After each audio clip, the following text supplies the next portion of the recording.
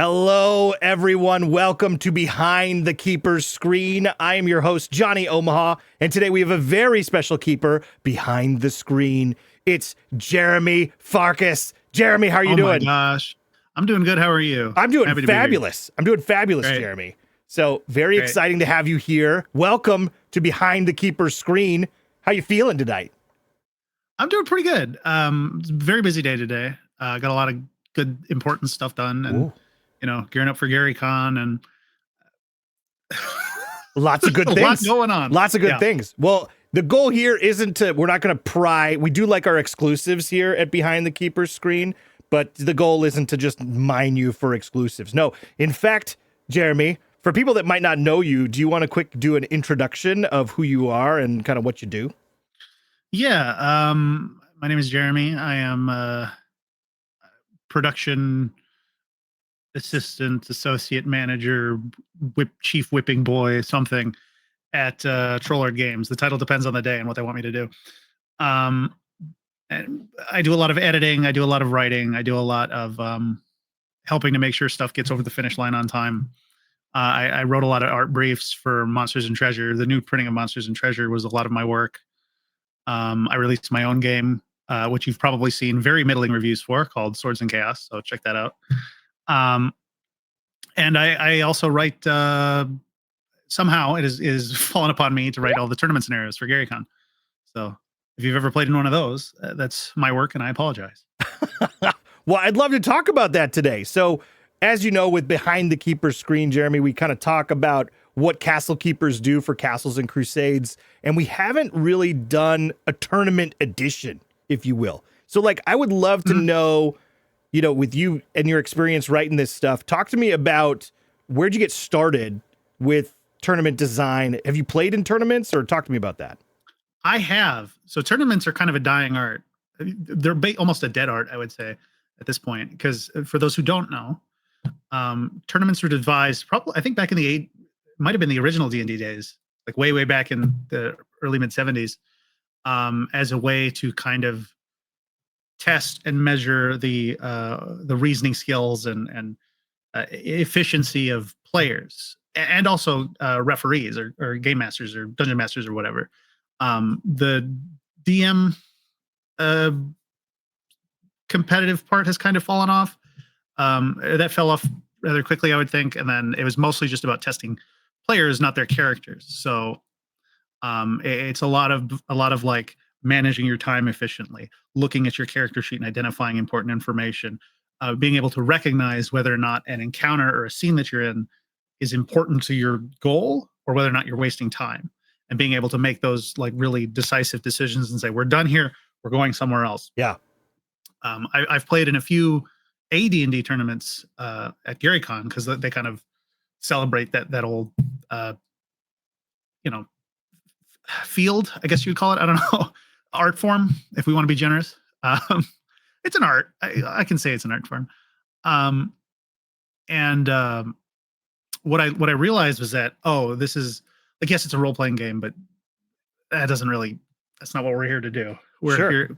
You sit down, they give you your character sheets, you pour over them really quickly. Everybody cracks open their books, and he's just like, go, because you're racing against the clock. And that kind of left a really big impact on me, because I was like, oh, wow, this is really, really different from any game I've ever played. Yeah. And it also kind of contextualized a lot of old adventures. Like, who in their right mind would write the Tomb of Horrors, or Ghost Tower of Inverness, or what's the Mayan temple one? Oh, you put me on the spot here, Jeremy. Hidden Shrine of Tamoachan. There you go. I think that's it.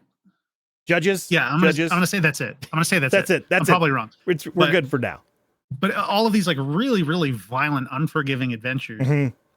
And it's like, oh no, yes, there's story to them. Yes, there's adventure and memorable scenes, but it's mostly about like separating the wheat from the chaff, and like, filtering everybody out until they identify who is the most effective at playing this game. And then when the opportunity came to write tournaments for the GaryCon Open, I was like, oh yeah, I'll do that. That seems really interesting to me, because I kind of have a soft spot for old school game design, even though it's really kind of unforgiving. And it's writing them as kind of like a balance of having enough story to justify why everybody's there, but also designing a bunch of interesting, really memorable encounters. Yeah, let's dive into that a little bit, Jeremy. So here you are, because you've done your own game, you've done adventures in Castles and Crusades, and now what do you think is the key difference? And you alluded to some of this stuff, and maybe just to paint a little bit more clearer of a picture when it comes to tournament with Castles and Crusades in particular. Do you notice any major components that you are engaging with more or less, or how do you approach Castles and Crusades specifically in the tournament setting? Yes, there's quite a few differences. Part of the purpose of a tournament is to measure everybody's ability, which means everybody has to be operating under the same set of rules. This is part of why AD&D was originally released. There's a lot of reasons why, but one of the reasons that they really espoused was that it would help standardize tournaments. So there's a rule for everything, and Castles and Crusades is very much not like that. So when writing those tournaments, you have to, in addition to the tournament scenario itself, you have to have this big laundry list of like, this is how we resolve this. This is how we resolve this. This is how we resolve this, which is totally antithetical to how the game is meant to be played. But if we want to have a meaning, like almost like an experiment, we need to eliminate all of these variables until the only variable left is the player. And so that's a big element. Throwing out things like random encounters. I love making random encounter tables, and I've thrown out a lot of random encounter tables because, you know, that's just another variable that's not helpful to the test to see who's the best at playing through this scenario. Right. A lot of like overworld or open world stuff. It's why dungeons are so useful in writing these kind of scenarios, is because you got three options. Am I going down the middle tunnel, the right tunnel, or the left tunnel? Yeah. I can control for that until they get to a certain level and they can teleport. But you don't give them those spells, you know, when you're doing a tournament. Well, it'd be interesting to try. It might be worth a takeaway from behind the keeper's screen. A teleporting little tournament. The teleport tournament, maybe even. Oh, well, I mean, and you know, I've had a lot of like the premise for a tournament has to be much more like a capsule. It has to be much more contained. Like you could not run like any adventure in the A series as a tournament scenario. Maybe you could, but they're a lot more like open, exploring the wilderness. Yeah. You know, kind of choose your direction and go. Yeah. Which would be a nightmare to adjudicate for. Right. You usually like in a tournament. So a lot of the time, what kind of winds up happening is maybe I have an adventure that I've written and I need to turn it into a tournament scenario. Everything up until that dungeon door is thrown out, like pretty much everything. There are some exceptions. We did last year we did Drums in the Dark, which I have a copy of here. Oh, look at that. Where we divided it into two parts. We were like, hey, let's try this. And in order for the overland stuff to kind of work, I had to really limit, like, okay, there's 3 trails through the wilderness. You know, you go just like the dungeon, left, right, or center. So you kind of have to run overworld like a dungeon too. And that the feedback was generally pretty positive, but people felt that they were really kind of strongly railroaded in that first half. Which, you know, when this gets released as a general product, all of that stuff that was originally in there is getting put back. There's a really detailed castle, and you know the jungle is a hex map with a bunch of like key encounters, and all of that's gone back in. But it really kind of forces you to limit, like I said, limit variables and limit scope. Yeah. So like I had an idea for.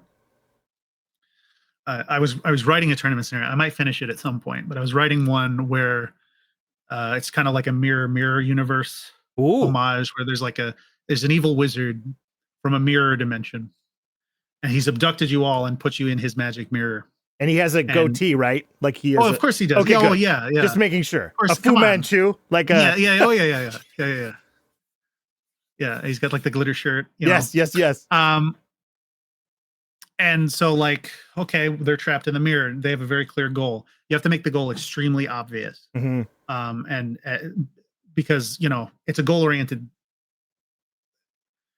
the task helps them inform how to make decisions. Because if it was just like, if I dump them into a pit and say survive, Right. sure, that's a goal, but like, what am I measuring their aptitude for really, other than running away or whatever? And you're still balancing. I mean, there's still role play elements that you want to balance, that it's not just this free for all like combat encounter too. Certainly. So context really matters. The goal really matters. And then there is a little bit of, so basically we have, I can't get into it too much, but there's a big score sheet where if they meet all of these certain objectives, they get points.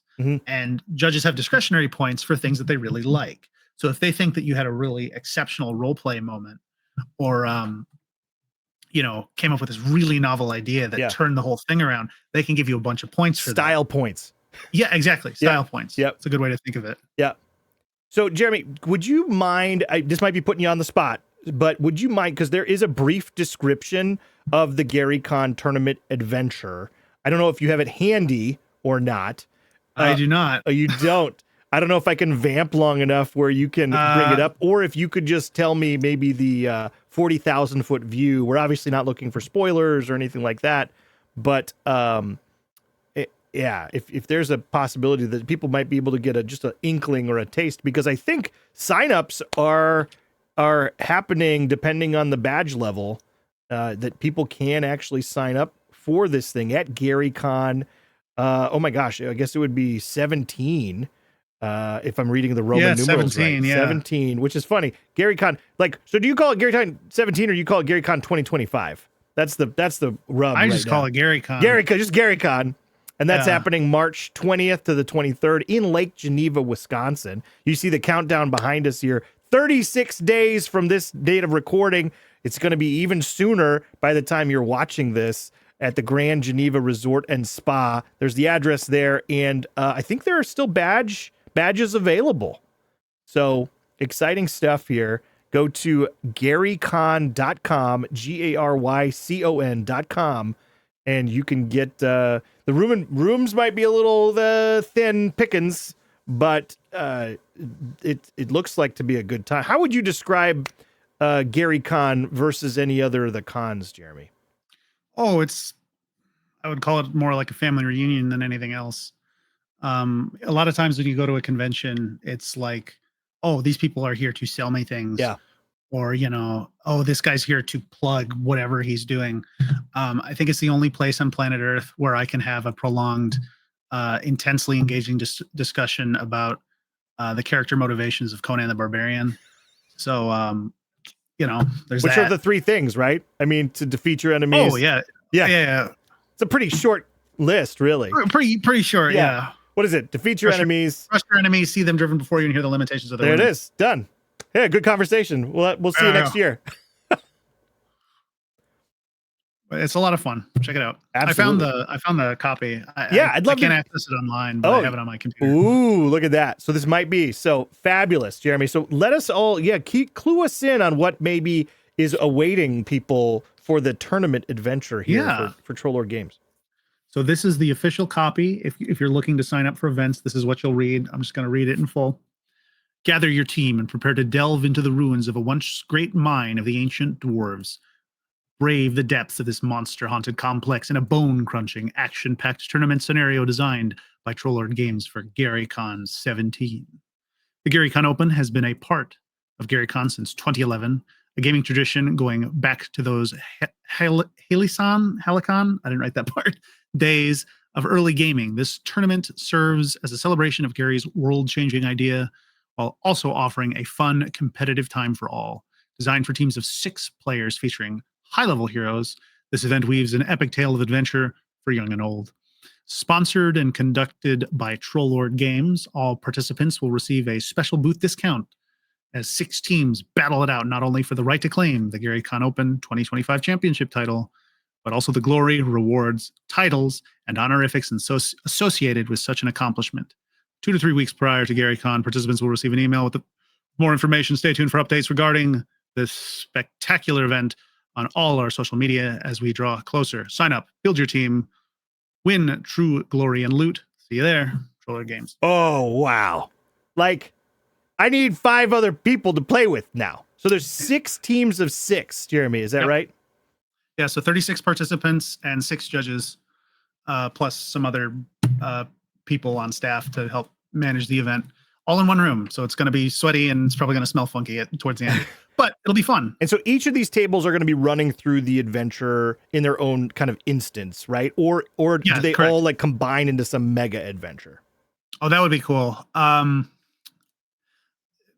Maybe next year. Like, yeah, like a video game, it's instanced. So like everyone is experiencing it at the same time, but what happens at their table just happens at their table. Gotcha. So like if group 1 kills the ogre in room 5, that doesn't mean the ogre is dead in room 5 for everybody. 2. Yep. Yeah. And so everyone's going through it at the same time. The judges are adjudicating and keeping score. At the end, all the judges get together, count everything up, and we declare a winner and we present awards, and good times are had by all. Very cool. That's exciting stuff. So, and then do people bring their own character sheets, or are they provided? No. So that's a good question. Character sheets will be provided. Pre-generated characters will be provided. And part of what we're kind of grading you on is how this. I probably shouldn't be saying this, but is how good you are at identifying interesting or specific elements of your character sheet. So like being able to, I kind of make fun of our character sheet because I think it looks like a 1040 easy tax form, but being able to navigate that very quickly is a skill, and we want to reward people who have that skill. And it is, I mean, man, tax season's right around the corner too. I mean, so people are going to be in the zone for taxes. Exactly. So that'll be good. I have not heard the Castles and Crusades character sheet referred to as a tax form before. Not as bad as some of the other ones that are out there, but it was definitely designed 20 years ago. You can tell. Oh yeah. Yeah. Well, it's almost like we need a cool new character sheet. So we should talk about that sometime. We should. It's almost like we've already done that. I like it, Jeremy. I like it. Yeah. So here we are talking about the tournament play. So how did the genesis happen? So you had said, hey, this sounds interesting. It sounds interesting to like write a tournament module. We talked off screen kind of about the RPGA. For those that aren't familiar with RPGA, can you kind of let them know what that is and talk to us a little bit about that? Yeah. So way, way back in the day, the RPGA was the Role Playing Gamers Association.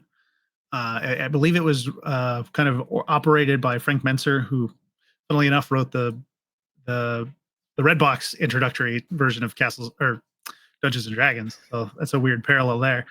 But the idea was that it was kind of like it was like a club, but you gain access to all these different adventures that they'd publish that, might not see full publication and wider reach. You could get, pins and things. But it also managed all of the tournaments, especially later on. And a lot of tournament modules would see their release through the RPGA. So, when I was originally designing a lot of these, I went back to all those old modules and I was like really kind of poring over them. There's one, I don't remember which one it is, but it has a D20 globe on the cover. And it's a collection of tournament scenarios with tons and tons and tons of information on how they designed their scorecards, how they refereed, and how they just generally adjudicated tournaments. That was a huge wealth of information to me because I'm writing this to a group of an audience that probably experienced, GaryCon has probably experienced a lot of this stuff firsthand. Yeah. And so, I wasn't around at the time. So being able to go and read from the people who ran them was extremely informative.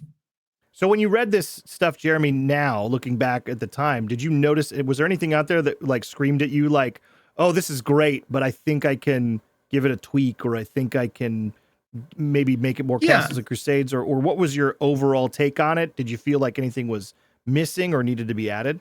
So the thing that struck me the most was that everyone individually is being graded in the RPGA tournaments, including the referee. The referee's getting graded, and each individual player is getting graded so that the best player at a table proceeds either to the next round or, competes, they resolve from there. And that struck me as kind of interesting, but also kind of, that sort of engenders cooperation or competition at the table. Yeah. Which is fun in a way, but I think it kind of defeats the spirit of why we play these games. Yeah. Like every man for themselves instead of all for one and one for all. Right. And I think there's a tendency, they probably didn't know this at the time. I have no way of knowing. But if they knew that they were all getting graded individually, there's probably a tendency to, backstab people and, leave people for dead and, oh, I'm going to trip this trap. Oops, sorry. Yeah. Like ball hog almost. Like I'm going to throw it to me. Exactly. And I'm sure there's a place for that. And I'm sure that's really fun to kind of go into if everybody knows that's what's going on. But I wasn't really interested in kind of running it from that point of view. And then also I'm kind of lazy and stupid, so I don't really like that much bookkeeping. So I was like, how can I reduce the amount of work that I have to do? That's what we call efficient, by the way, that's right, Jeremy. Let's be a little more charitable to ourselves here. That's efficiency. Right. It's a good thing. Mm-hmm. But that was, the bulk of it. And the other thing that struck me was, how they were using AD&D, like I said. Mm-hmm. So that's an extremely structured game. Yep. Even though no one ran it the same. No one ran it the same. But at tournaments, they at least tried to. And they had all the tools to do that. And with Castles and Crusades, we just don't. There's big gaps in the rules, kind of by design, because we're all about like putting those decisions and encouraging castle keepers to make those calls. And so I kind of had to hastily build scaffolding between all these gaps and cover, okay, what do we not explain? Really, really reminding people not to use house rules. I really, really have to stress that with judges because everyone runs Castles and Crusades wildly differently. And some people have been running it for 20 years and don't even realize that a rule that they're using is not in the book. Yeah. And so I have to be like, go back and check your homework, brush up. Yeah.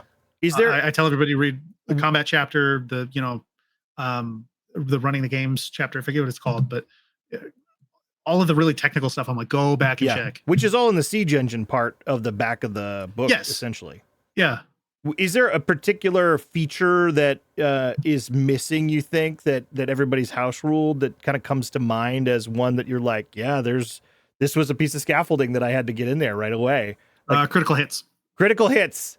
Again, it's right. There's no critical hit rule. There's no critical hits or fumbles in Castles and Crusades, and everyone uses them. Yeah. And so I was like, okay, well, players are going to expect this. Yeah. They roll a 20. It's like, oh, yeah. And then, what fun is it to say, actually, no. Yeah, that doesn't do anything. Like, that's, especially if you're trying to sell someone on this system. Oh, yeah. You don't want to do that. Yeah. And so I was like, okay, well, we have to. So I had to write rules that everyone had to follow for criticals that were kind of fun, but not insane. Right. And it's all that, like, kind of like, okay, I have to put myself in the shoes of Davis and Mac and think, if they were struck by lightning and driven insane and they decided we're going to include all these rules that we don't care about, right? How would they do it so that it kind of blends seamlessly and isn't like this weird thing that's bolted on top? And it's a challenge, but I think I've done an okay job at least. It's definitely it's a tightrope for sure, because on the one hand, it is Castles and Crusades' greatest achievement that some of this stuff is, like you said, it's a design feature. It's not a bug. Like we did not do this on purpose. We did it so that the imagination, I think there was a great X post today that was something like, your imagination's the leader and Castles and Crusades is like a close second or something like that, which I thought was a really great, like, I'm like, that's what's my game, baby. There's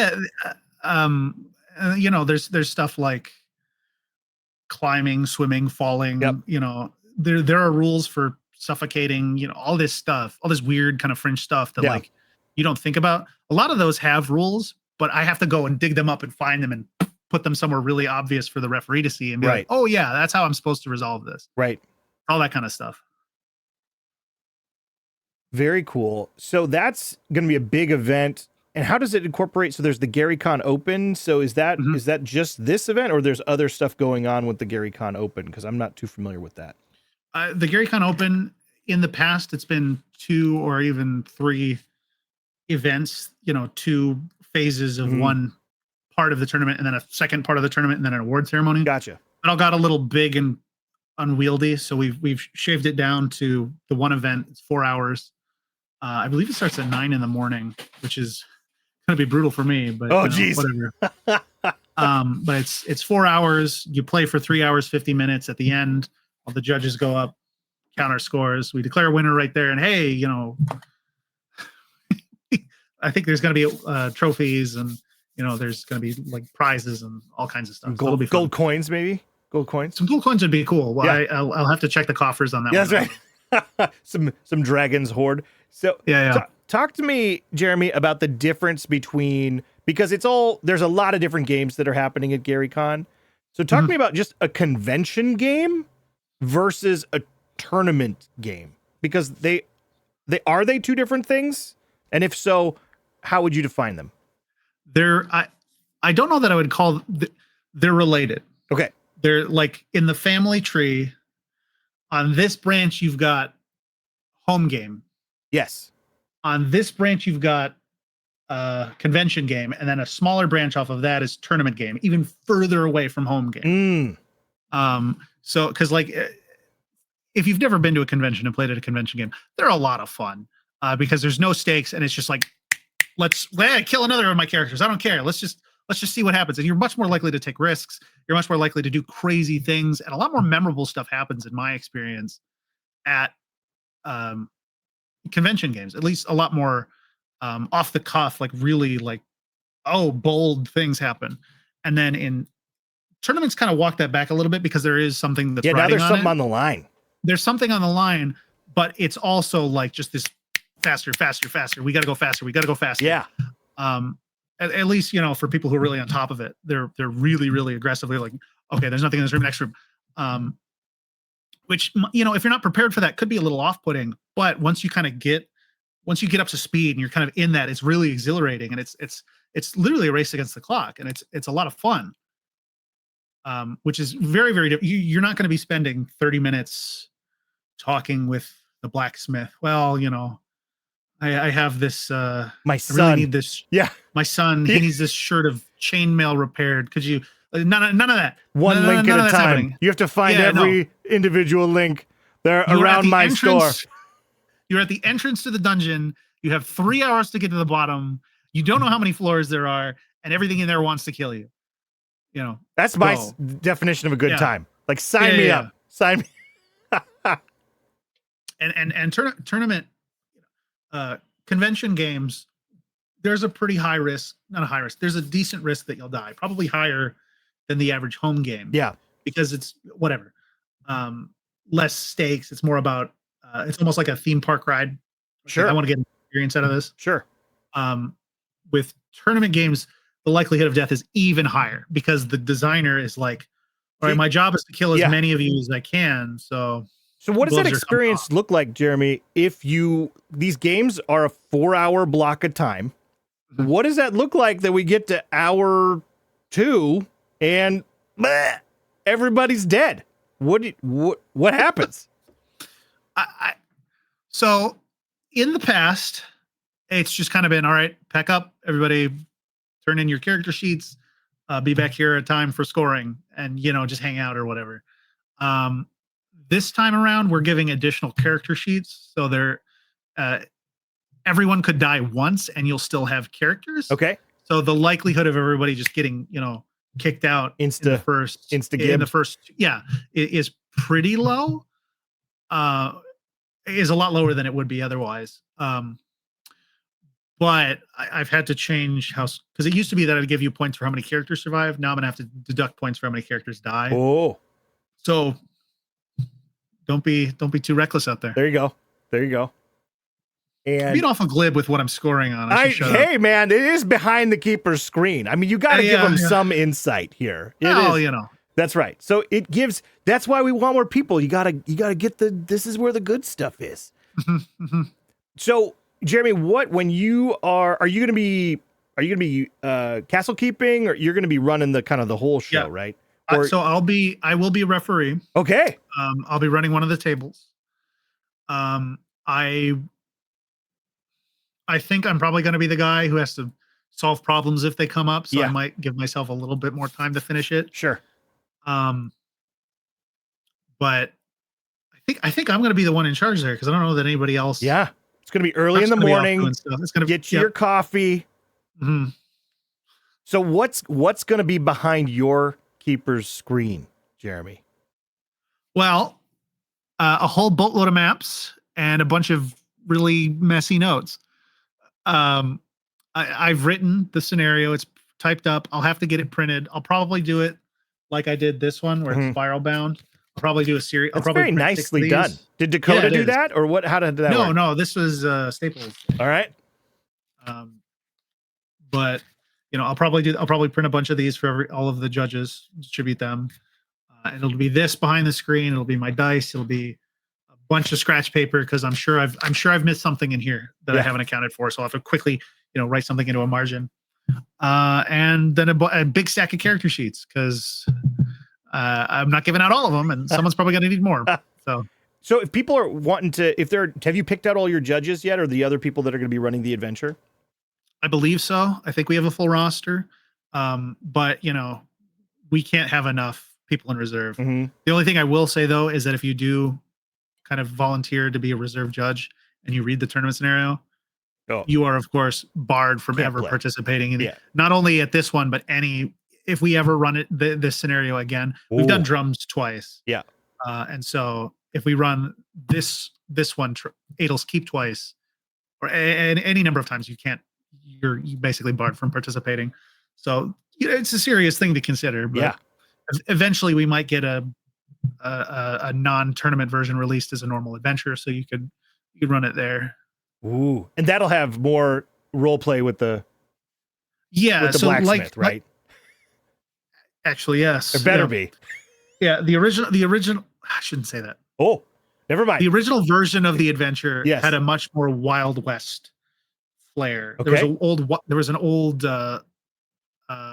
ghost. There was like an old Western town with silversmiths and prospectors and stuff like that. I'm in love. All of that got left on the cutting room floor to make it work as a tournament. Boo. But if it it's nothing compared to what I had to throw out for Drums in the Dark. I had a fully detailed castle and a fully detailed jungle, but that's all going to be released. It's coming back. All right, so, that's good. That's good. Yeah. It's like on the editing room floor, right? Are they on the cutting room floor where you have to throw the baby out with the bathwater? Right. Well, you got to be careful not to do that. Yeah. Yeah. So Jeremy, you said that if people are looking, if they want to sign up, they want to help, how do they best contact you or contact Trollord Games? If they want to help, they can reach out to either myself or Chuck on Discord. I don't recall what Chuck's Discord handle is, so I'm not not much help there. Oh, sure. I think it's Trollord Chuck. Yeah, .Trollord Chuck. And I think mine is .Trollord Jeremy. Okay. So you would want people to get in touch with you before Gary got. You don't want people showing up the day of. Okay. No, don't do that. You if you're going to help I guess you could help like with logistics and like operations. Yeah. Would that bar me from participating though? No, if you're not in a position where you need to read it, you're not going to read it. Gotcha. So, if you're helping lead people to their tables or whatever, that's fine. I'd like to know ahead of time. I don't want, 6 or 7 people showing up and be like, what do you want us to do? Yeah. The day of, and I have like 40 people in the room waiting for me to tell them what to do. Right. Already. I don't want that to happen. Sure. But you can do that. I guess you could email productsupport@trollord.com. I'm sure me saying that will make someone very angry internally. But if you want to sign up, I think registration's live right now, isn't it? For certain badges, people, depending on your badge, you can get at it right now. Yeah, and silver's right around the corner. Everything fills up. Yep. So yeah, whenever that is, go and sign up and you should be able to, if you have like people that you want to be in a group with, you just kind of sign up, and then we'll have an email to like let everybody know, hey, reach out to us here if you want us to know who's in your team. To get everybody.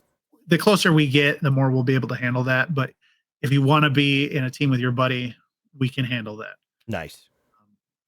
So you mentioned that judges that or castle keepers that read the adventure. So if you play in the adventure, is that your one shot to play, or can you do it again and again?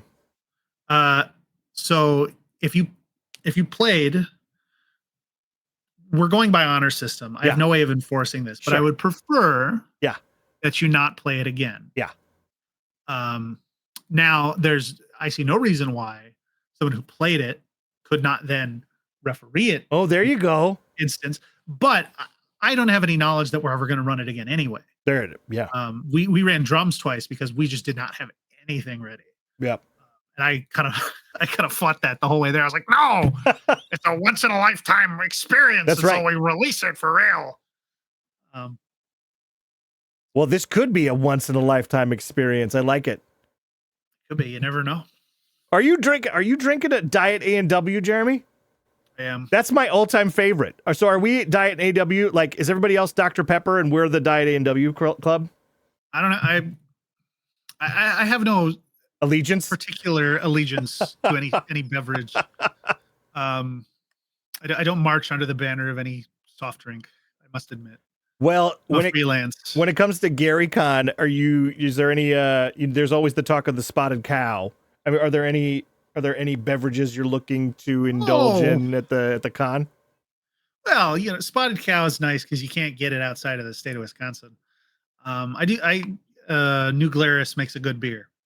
They do. I'll put it that way. They do. And it's very different. Very, very different than, what you might expect, especially for a beer. It's like, oh, this is. Yeah. It's different. It's weird. Not weird. It's different. It's good stuff. Like spotted cow. Yeah. Like spotted cow. Spotted cow's a good one. Yeah. So any role playing are we meeting in a tavern? I mean, that's the biggest question. Can you at least tell me if we're meeting, you said we're starting in a dungeon. Can we meet in a tavern at any point of the adventure? I said I wouldn't push you. I got to ask this question for Behind the Keeper screen. You start in the desert. Okay. All right. Is it a tavern? Is it a desert tavern? No. Okay. The tavern got cut. All right. Tavern's cut. There's an old gnomish silver prospector who's like, I gotta get my silver. I gotta get my silver on. Help me, please. And it's like, he's out. Gone. All that got cut. But I'm sure it'll surface at one point or another. I'm excited. Now I don't know what I'm looking forward to most is either doing the tournament or doing the adventure after the tournament with all the bonus content. All the directors, it's like the DLC. Yeah. It's almost like a demo, In a way it is. A lot of stuff gets pretty dramatically rewritten to work in a tournament format. Yeah. And there's a good deal of work that I have to do to kind of untangle that. Yeah. To bring it back because I'm really bad about saving older versions of things. I try to. But where do you see the biggest knot in that tanglement? Oh,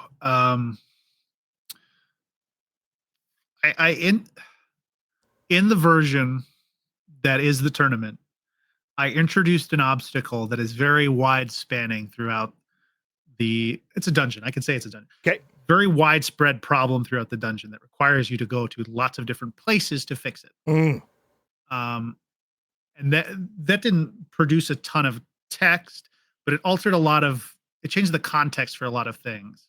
And so I have to go back and kind of unspool all that or I just leave it in, I could do that, but outside of a tournament context, I think it might be kind of annoying. Like it's arbitrary, like, I can't proceed because of this weird thing. Gotcha.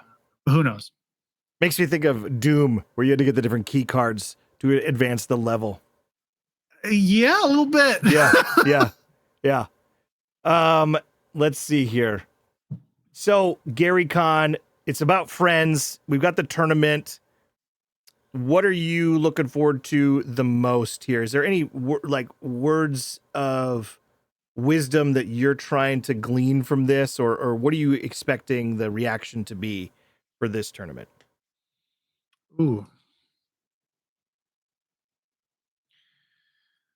Like advice that I'm imparting onto them, or something that I want to get I guess I'd be interested either way on that one. Like, what's something that you're like as people create art, you're basically going to show your art off and see what do you think's gonna, without doing spoilers, but I mean, like, what do you think the general vibe is going to be based on the other tournaments and stuff that you've kind of been a part of?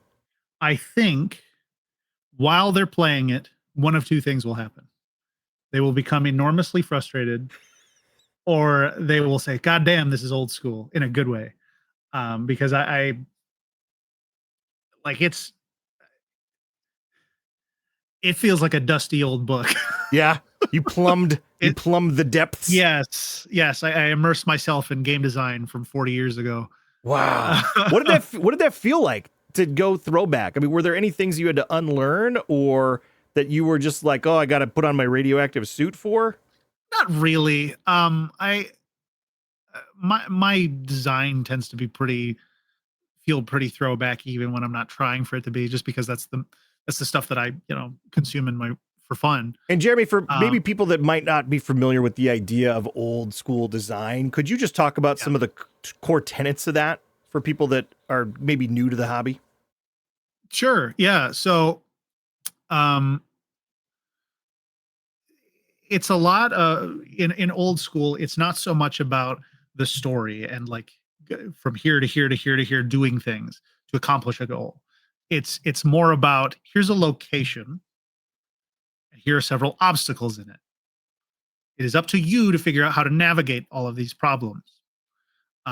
It puts the ball very much in the player's court, Mm, and it assumes that the dungeon or the referee, the dungeon master, the game master, the castle keeper is a impartial to whatever they're doing for good or ill, and B completely willing to crush you like a bug uh, if it makes sense in the world for that to happen. yeah. Another thing is in old school design, you are not the hero. You are not the world does not revolve around you. So there are a lot of things that you may run into that are way, way, way beyond your capacity to deal with, and you have to be able to recognize this is not my problem. I need to leave. And I include some stuff like that for players to be able to recognize, oh, I'm in over my head. I should go away now. Right. You can't just um, kill everything. Like yeah, that's a very modern, I think, take, right? That every challenge can be defeated through. there's an assumption of balance. Yeah. I There think you go. more than Oh, I like anything else. that. There's an Assumption of assumption of balance. balance more than Yep. anything else, which kind of dictates, well, you know, we're seventh level. He's not gonna, they're not gonna throw out a CR 17 monster. Like, what kind of game master would do that? That's just absurd. It's like, well, no, you went in the the dragon lair. Yeah. You There's a dragon in there. you opened the forbidden tomb. Yeah, and of course, this is not all arbitrary. There should be a good deal of telegraphing that, hey, this is a dangerous area. Hey, it may not be super obvious, but it should always be there. And then another thing, which is I don't know that I would call it old school, but it fits really, really well into that kind of design structure, is allowing the characters to try kind of weird out of the box solutions, Mm-hmm. including talking to the monsters. Oh, I think I don't want to show too much of my hand here, but not everything is run away or kill. Sometimes it's like in old school role playing games. Reaction adjustments were a thing. So like you encounter a group of hobgoblins. I, as the game master, don't know how the hobgoblins feel about you. I roll on the reaction table. Oh, they're neutral, so they're not looking for a fight. You can talk with them, right. and that kind of you know it, that kind of harkens to the concept of emergent storytelling or emergent gameplay and emergent storytelling, where I don't know what's going to happen in this game. The players don't know, but I, as the game master, don't know either. It's through randomization, random events, Yeah.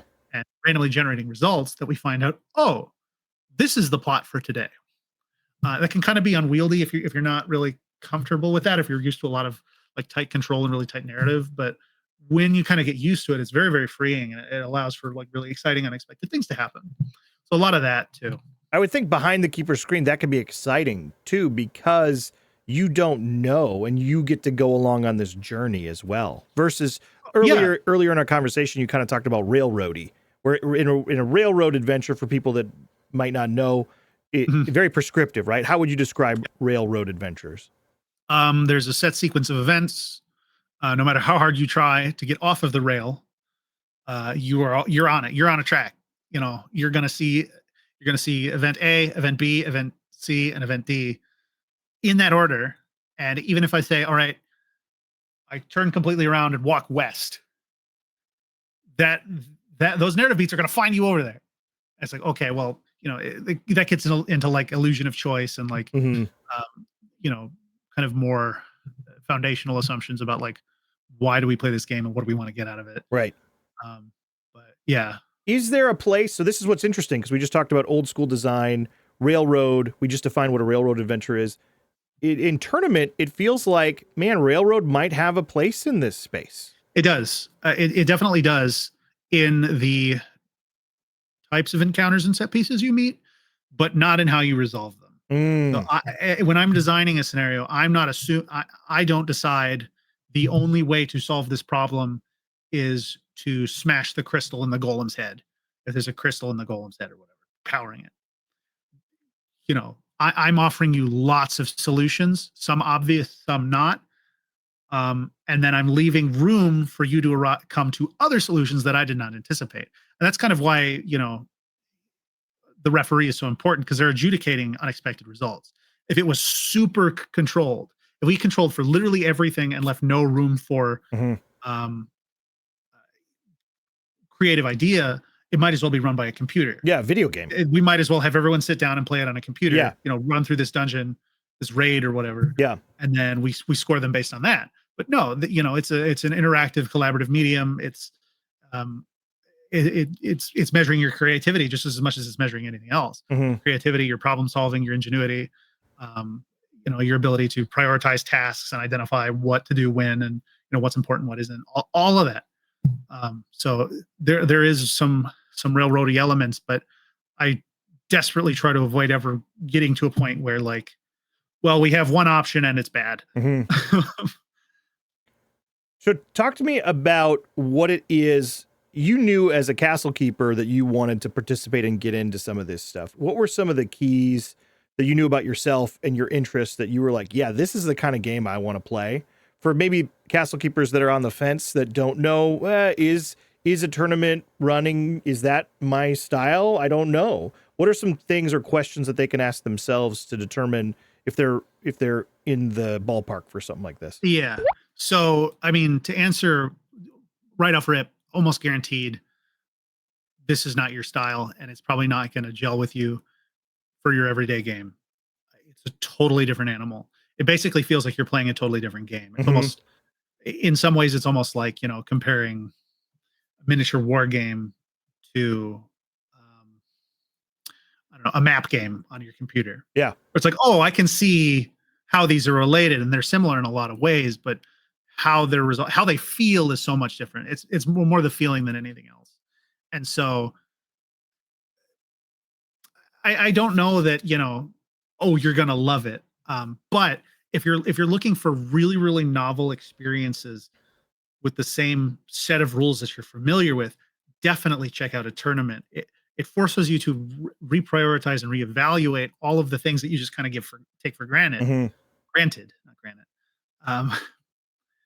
And really makes you look at the game in a different way. It kind of forces you to put a spotlight on things like puzzles and unique obstacles as opposed to just fighting everything, and kind of widens your perception to account for lots of edge cases. You might have crazy players that are like, oh, I know they're going to do something weird. You could have the craziest group in the world, but if you have 36 people in a room all playing the same thing at the same time, right, someone's going to come up with something even crazier. Yeah. So writing to that crazy audience is kind of interesting, and it's a really kind of challenging and fun exercise too. Yeah. And if you're on the fence about trying it out, I've played in tournaments with people who've never played the game before, both Castles and Crusades and Advanced Dungeons and Dragons. I've sat down with people who never played it before at a tournament. They're like, yeah, I want to try it. Nobody was upset. Nobody was like, I just don't know your stuff. Everyone was super helpful. It was a lot of fun. So like, maybe don't test out CNC as a tournament scenario, but if you only have like kind of a passing knowledge of certain elements, you're more than welcome. It's a lot of fun. Well, you kind of segued right into, so I asked you as a castle keeper, what would compel you to want to try out tournament games?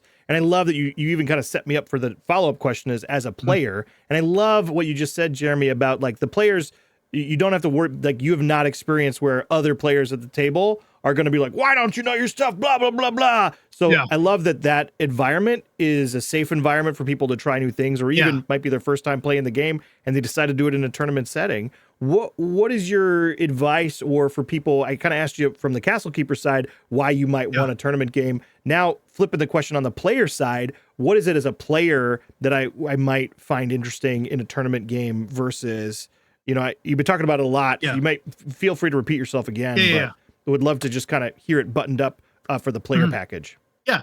So for the player, the tournament represents like the ultimate challenge. It's not how good is your character, it's how good are you at, you know, navigating obstacles, identifying problems, solving problems, and managing your time. And it's not even really about mastery of the rules. That's not what's important. It's almost like a mind game. It's testing your intellect, your capacity for reasoning, your speed of thought. And yeah, the dice can help along the way. But if something like that sounds really intriguing to you, you shouldn't think of it as like, oh, this is, you know, really going to test my chops as a role player.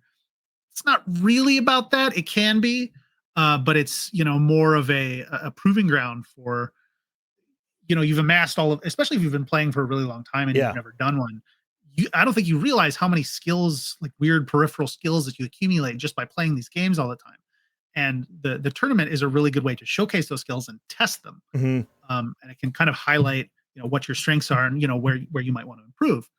And then also, if you like competition, it's very competitive. And, you know, if you succeed, your team succeeds. And if ever, you know, it's bringing everybody up, and if you win, that's really awesome. And even if you don't, I've never won a tournament. I think I've come in like 17th place like twice. It was rough. But it's not really about that. It's about the experience. And if you win, hey, that's great. That was a lot of fun. I love how you package that up as far as like a lot of the game mechanics and all the kind of tertiary skills that you do playing role-playing games. I think it's also interesting of note, and I'm reading between the lines a little bit, so correct me though. It's also it's not quite the place that if you're looking to like get your improv comedy start, maybe a tournament is not the stage that you're looking to go for there, right? Because you said there's RP elements, but if RP is more your thing, talk to me about that balance. Yeah. So, and this is not me saying if you love role play, stay away. Sure. Absolutely not. Sure. There's room for it at the table. It's kind of a balance of like, I've had players who like make a character kind of spontaneously and play that character at the table, informing their decisions. But you have to be really mindful of your time and not spend a lot of that time kind of, you know, with introspective concepts or, you know, complex character elements. It's not really about that. That's what the kind of broader not tournament convention game scene is for, though. There's a lot of room for that in convention games. With the tournament, it's more, you know, kind of, it's more about you. It's about your mind, you, the player. But there's absolutely space for those kind of artistic flourishes of character and expression of what this character is or how they work. I think in one AD&D tournament I played, I had like a really low wisdom score, and I decided that my character was missing an eye. And so he had like this eye patch, and you wouldn't think that would get you a lot of mileage, but you know, just that kind of faint expression of character. And I did a voice. Got like everybody remembered my character and was like, oh, you know, I think it was a wizard. They're like, let the wizard do this. And, you know, you get out of it what you get in. Yeah. But you have to recognize when you hit the maximum. Yeah. Okay, I've done enough. Right. But you know, if you want kind of a really rich story character kind of experiences, you may not find that. You'll find some story. You'll find some people with a little bit of character. And I love heavy role play. Role play is probably my favorite part of the game. Yeah. But it's not quite that's not what we're testing for, and that's not the focus of the scenarios that we design, if that makes sense. It's interesting as we keep talking, Jeremy, because what seems to be bubbling up, honestly, throughout our conversation is just, it's the surprising how much team play, like the actual team of the table, is really starting to coalesce in my mind right now about everything we're talking about. Yes, there's individuals, and yes, but it's a collection. It's a collection of individuals that forges into a team. Yeah. If you can work really, really well as part of a team, you're going to excel. If there's friction or inability to communicate in your team, Yeah. you're doomed to fail. So it's historically the groups that all know each other going in do much better. Yeah. That's not always the case, but there's a trend that, you know, all 6 of these members of this team have a home game together. They can communicate with each other much more efficiently and much more accurately than the group of total strangers. So I really encourage people, if they're interested, bring a friend. And it doesn't have to be a whole team. I've played with just one other guy that I knew, and we had a blast. And the almost more than anything else, the teamwork element is most important, because especially in Castles and Crusades, you're kind of in your box as far as the things that you can do. Right. And in a tournament where I'm testing you on all kinds of different game elements, you need the full breadth of options available to all players. So, you know, you have to be really, really judicious with which characters you pick. That's an element that was not in prior tournaments. You just had the 6 characters, you didn't get to pick them. Now you get the choice to pick. So having lots of different things might benefit you in ways that, you know, having lots of the same things wouldn't. Right. And then being able to synergize characters and character abilities and be able to recognize, oh, you're very good at this. I'm going to put you over and have you, you know, perform this action for the best possible outcome. Yeah. It's kind of power gamey in a way, but it's in an environment where I think it's totally acceptable. So I would agree with you not there. Pulling any punches. Yeah, I would agree with you there that especially for Castles and Crusades and the classes in Castles and Crusades in particular, I think they really do lend themselves to tournament play exceptionally well. Yeah. Which is interesting to me because I've always fantasized about, like, I want to do like all knights. Like, I want everybody to just be a knight. We're all like the knights of the round table. Yeah. But I just think about that from a class standpoint. You're just really heavy. And you so many blind spots and it'd be super fun from a role play standpoint, but from a tournament standpoint, the amount of blind spots that you have you could probably drive the Titanic through it. I think you'd almost need a multi-class or class and a half. Yeah. Like looking back at like deities and demigods, I think King Arthur was a fighter bard, I think. And Merlin was like a druid, illusionist, wizard, grab bag, and one of them is a paladin with some fighter, one's a ranger. You know, they mix their paints quite a bit to get as much variety out of them as they can. Yeah. But yeah, I think you could do it all one class. You could have a party of all paladins. Probably wouldn't get along very well, but I don't know. That to me is like my dream party. But yeah, the tournament wouldn't work so hot. But I think it's unless it's like, here's a hallway. Yeah, there's 762 skeletons in it. Yes, let's go. Oh, that's like my tournament level next year. Yeah. I want to write it next year, and that's what it's going to be. Good. It's going to be a hallway with 700 skeletons in it. It's going to be great.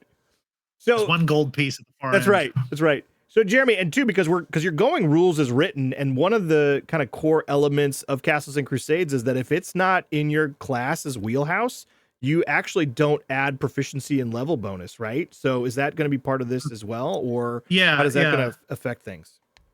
Yeah. So, like I don't want to go out of my way to penalize people for novel ideas. Sure. Only if it's something that's expressly covered by another class. There you go. At the table. At the table, will those penalties kind of come in? Maybe not even a class at the table, but a class in the game. Oh, there you go. So like, because you could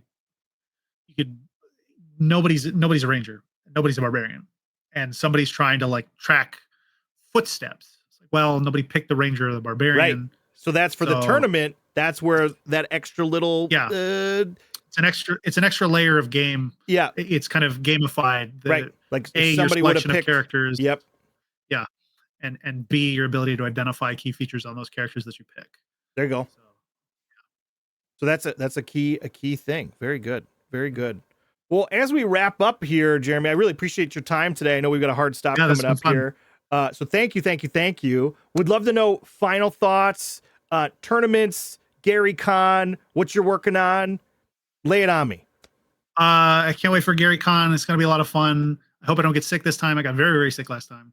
I don't remember how the tournament ended, but it'll be great. It'll be great.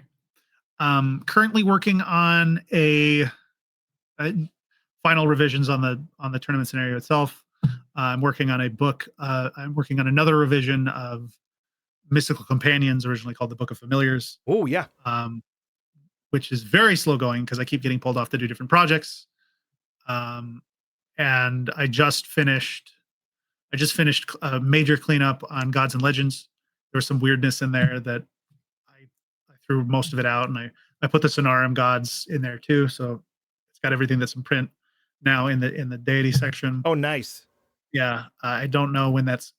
I think Finn should be done cleaning that up now. So it'll kind of work like the Adventurer's Backpack, but for the deities, where it all from all the Yeah, books all yeah. in one spot. That's Yeah, cool. the front half is like fantasy stuff, and then the back half is ancient mythology stuff. Mhm. And that's where most of my I kind of took a weed eater to it. I was like, Yeah. we got to get rid of all this. It's too much. And the abilities were really Some of those bizarre. read like PhDs. Like I have all the like the codexes. Yeah. They truly, like, for anybody that doesn't have the codexes, if you are even remotely interested in any of this stuff that is covered under like Classicum or the Scenarium is another one. Sonarum, Sonarum, but they're essentially the iconic empires and settings, like ancient mythologies. ancient mythologies. If you're even remotely interested in it, like it is a mile deep. I mean, it is just intense. There were 135 Germanic gods in the book that I edited. Arguably too much, because I think there's like 4 gods of pigs and 3 gods of love, and it's a bit much. But if you want thorough, that's the place to go. Yeah. And then on top of all of this, much more recently, kind of bubbling to the surface, is the starter kit for Castles and Crusades, which I started writing last GaryCon. A starter kit, you say? Yeah, a starter kit. You may have, if you've been on social media, especially today, this will probably date the video. We've been posting, cover images like mock-ups and stuff. The starter kit is going on pre-order tomorrow. Oh, so which would be February 12th. So by the time you've seen this, who knows how long it's been out, but you can go and check it out, pre-order. Is it a Kickstarter? Is it on the store? No, or where is it so it's on the TLG store. It's not a Kickstarter. It's a pre-order. Okay. So you'll just kind of like save your spot. You're like, I want this product, pay in advance, and then when we have them, we'll ship them out. I guess it's kind of like a Kickstarter, but we don't need to finance producing it. Yeah. It consists of 3 booklets: the player booklet, the Castle Keeper booklet, and an adventure called Into the Dark. A written cheaply by me with some elements from the white box written by Jason Vey, and some elements going all the way back to Davis and Mack's original work on Castles and Crusades. Kind of pares down the system so that someone who's a brand new can pick it up, read it, play it, make a character, understand the core tenets of the game, and then run the game. And I kind of drew a lot. I looked at a lot of different starter kits that are out contemporarily. Yeah. And going way back. So like I looked at the red box, and I kind of drew a lot from that with there's that kind of pick a path beginning where you're like a fighter, and the wizard Bargle kills your cleric friend. Red box spoilers. Spoilers for a book that came out in 1981. I don't know, or whenever it came out. Yeah, I don't know. Probably exactly. 80. And then it'll have dice. It takes you up to 6th level. You're limited to human, elf, dwarf, cleric, or human, elf, dwarf, halfling, fighter, cleric, wizard, rogue. So we're kind of keeping it simple. What is that? 16 combinations of characters that you could possibly make, up to 6th level. And it's got kind of a loose grab bag of monsters. It explains how to run a game, how to design a dungeon. It explains how to design your starting area, how to build a setting or a world. Yeah. in kind of fundamental terms. It doesn't get into like the super weeds of, Sure. how to do the stuff that we get into in like the Castle Keeper's Guide. But it also like kind of takes you through, and it builds you up. And we spent a long time. There's been like 6 or 7 revisions of this thing, trying to identify what information to reveal when and how to, because it all builds upon itself and it all connects to itself. So it was a real challenge to identify what goes where. But I'm pretty darn happy with it now. Wow. It's getting 2 or 3 more reads, then it's going to editing, and it's the first thing I've written for the company that's actually going to see wide distribution. So that's, Well, that means we got to bring you back on behind the keeper's screen, Jeremy, that you can talk about it. I hope we can do a full episode on this one. Oh yeah, I would love to. I would love to talk all about it. Okay, sweet. Well, we're gonna my people call your people, and we're gonna get you back behind this keeper's screen. How does that sound? Okay, that sounds great. I love it. I love it. Well, thank you so much for spending some time with us today. Oh, thank you. This has been great. Absolutely. Well, guys, thank you very much. Our wonderful people watching here. Really want to say thanks for joining us. Hopefully you learned something here. And we've got our end catchphrase here, Jeremy, where we say, keep on keeping on here at Behind the Keeper's Screen. Have a great day, everybody.